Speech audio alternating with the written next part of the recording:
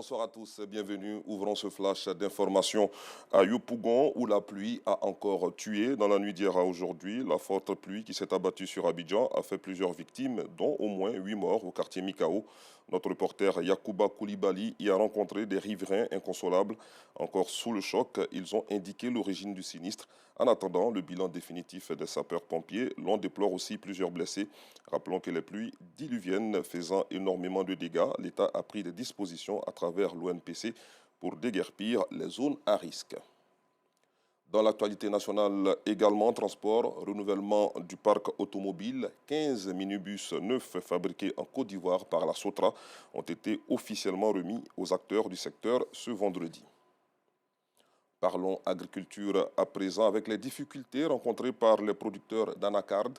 Culture de rente, espoir des populations des zones de savane, l'anacarde aux noix de cajou se vend mal dans le centre du pays.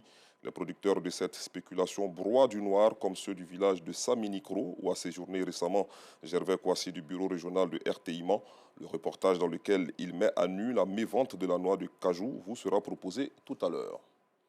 Dans le reste de l'actualité, 7 militants de la société civile au Burkina Faso accusés d'avoir voulu préparer un complot en vue de déstabiliser le pays ont été condamnés ce vendredi à des peines de 6 à 48 mois de prison par le tribunal de grande instance de Ouagadougou.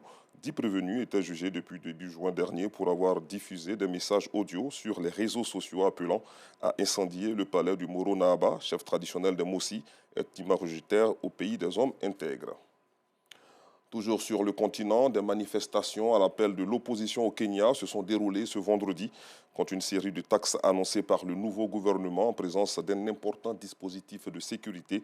La police a fait usage de gaz lacrymogène pour disperser des manifestations dans la ville portuaire de Mombasa, selon des images diffusées par la télévision, tandis que les protestataires scandaient « La lutte n'est pas finie ». Fin de ce flash, je vous retrouve à 19h30.